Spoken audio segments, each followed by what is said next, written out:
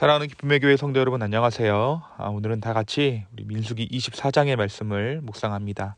제가 1절에서 9절 그리고 17절의 말씀을 여러분들을 위해서 읽겠습니다. 발람이 자기가 이스라엘을 축복하는 것을 여호와께서 선히 여기심을 보고 전과 같이 점수를 쓰지 아니하고 그의 낯을 광야로 향하여 눈을 들어 이스라엘이 그 지파들어 천막 친 것을 보는데, 그때 하나님의 영이 그 위에 임하신지라. 그가 예언을 전하여 말하되, 부올의 아들 발람이 말하며 눈을 감았던 자가 말하며 하나님의 말씀을 듣는 자, 전능자의 환상을 보는 자, 엎드려져 눈을 뜬 자가 말하기를, 야곱이여 내 장막들이, 이스라엘이여 내 거처들이 어찌 그리 아름다운고, 그 벌어짐이 골짜기 같고 강가의 동산 같으며 여호와께서 심으신 치막목들 같고 물가의 백향목들 같도다. 그 물통에는 물이 넘치겠고 그 씨는 많은 물가에 있으리로다. 그의 왕이 아각보다 높으니 그의 나라가 흥왕하리로다. 하나님이 그를 애굽에서 인도하여 내셨으니 그 힘이 들소와 같도다. 그의 적국을 삼키고 그들의 뼈를 꺾으며 화살로 쏘아 꿰뚫으리로다. 꿇어앉고 누움이 숫사자와 같고 암사자와도 같으니 일으킬 자가 누구이랴. 너를 축복하는 자마다 복을 받을 것이요 너를 저주하는 자마다 저주를 받을지로다. 내가 그를 보아도 이때의 일이 아니며 내가 그를 바라보아도 가까운 일이 아니로다. 한 별이 야곱에게서 나오며 한 규가 이스라엘에게서 일어나며 모압을 이쪽에서 저쪽까지 쳐서 무찌르고 또 셋의 자식들을 다 멸하리로다. 아멘. 우리가 지난주 금요일 민수기 23장의 말씀을 통해서 모압은 발락을 따라 바알의 산당으로 향한 발람의 이야기를 함께 나누었습니다. 그곳에서 모압 왕은 발람에게 이스라엘을 저주하기를 주문하지만 발람은 하나님의 말씀만을 전하며 이스라엘을 저주하지 못하고 오히려 축복합니다. 오늘 말씀은 그 이후의 내용을 담고 있습니다. 두 번이나 이스라엘을 저주하려는 시도가 실패했지만 이 모압 왕 발락은 계속해서 이스라엘을 저주하기 원합니다. 그래서 발락은 또 다른 장소로 발람을 인도하게 됩니다. 그곳에서는 하나님께서 이스라엘을 저주하기를 기뻐하실까 생각했기 때문입니다. 발락은 여전히 자기의 정성과 노력으로 하나님의 뜻을 바꿀 수 있다라고 생각하면서 발람과 함께 자리를 옮겨가며 제단을 쌓습니다. 한편 발람은 하나님의 변함없으신 뜻을 알고 있었습니다. 그럼에도 불구하고 이 발람은 발락의 청을 다 들어주게 되죠. 그가 받은 대가가 있었기 때문이고 그의 마음 가운데 야망이 있었기 때문입니다. 그의 입술로는 하나님의 말씀을 하고 있는 것처럼 보이지만 사실 발람은 발락과 하나님 사이에서 줄을 타며 자기의 욕망을 향해 나아가고 있었던 것이죠. 발람은 자신이 이스라엘을 축복하는 것을 하나님께서 좋게 생각하신다는 것을 알고 더 이상 하나님의 뜻을 구하기 위해 점수를 사용하지 않습니다. 그렇게 발람이 하나님의 백성들을 바라볼 때에 하나님의 신이 그 위에 임하고 발람이 말합니다. 발람은 지금 광야에 있는 이스라엘 백성들을 보면서 이미 그들이 가나안 땅에 들어갔음을 선포하고 가나안 땅에서의 이스라엘이 어떠한 상황인지에 대해서 그의 입술로 고백합니다. 모압 왕 발락은 이스라엘의 저주를 원했지만 이번에도 하나님께서는 발람을 통해 이스라엘을 축복하게 하신 것이죠. 이스라엘은 지금 광야에 있지만 하나님께서는 심히 아름다운 약속의 땅에 있는 이스라엘을 바라보고 계십니다. 신실하신 하나님께서 이스라엘을 통해 반드시 이루실 그 일을 하나님께서 말씀하시는 것입니다.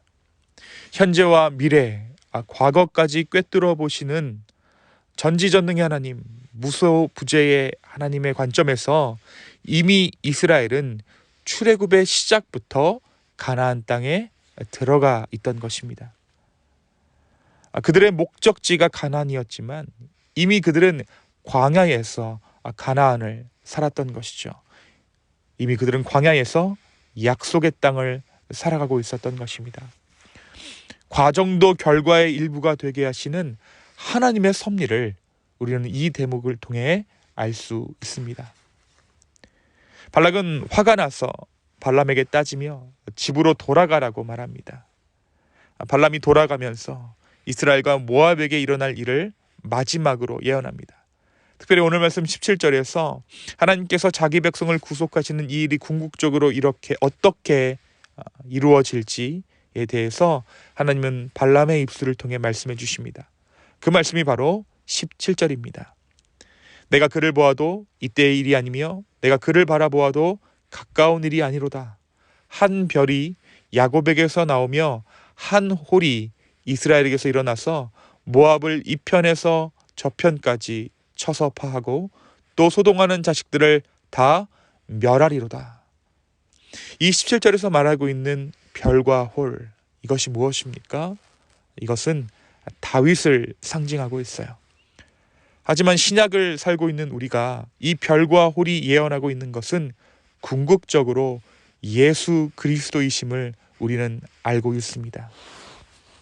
하나님께서 이 발람을 통해 완전하신 그 하나님의 복음을 예언하시고 예표해 주신 것입니다.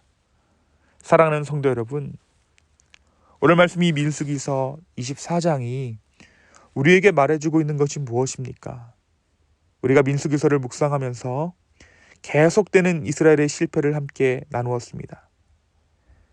이스라엘은 끝없는 비난과 불평을 하나님 앞에 늘어놓았고 그 결과 이스라엘의 출애굽 1세대는 광야에서 하나하나 죽음을 맞이하게 됩니다. 결국 애굽에서부터 이스라엘을 이끌었던 모세와 아론도 광야에서 죽을 운명에 처하죠. 이미 아론은 죽었습니다. 하지만 그것은 실패가 아니었습니다. 가나안 입성이라는 목표를 두고서 해석할 때에는 우리는 그 1세대의 삶을 실패라고 말할 수 있지만 그들이 광야 기간 내내 하나님의 인도하심을 받았다는 것을 생각했을 때 그들은 형통한 인생을 살았던 것입니다. 말씀이 이야기하는 형통이란 하나님과 동행하는 것 자체를 의미하기 때문입니다. 그들의 애굽에서 체험한 10가지의 재앙들을 생각해보면 애굽에게는 큰 재앙이었지만 이스라엘에게는 그 재앙이 축복이었습니다.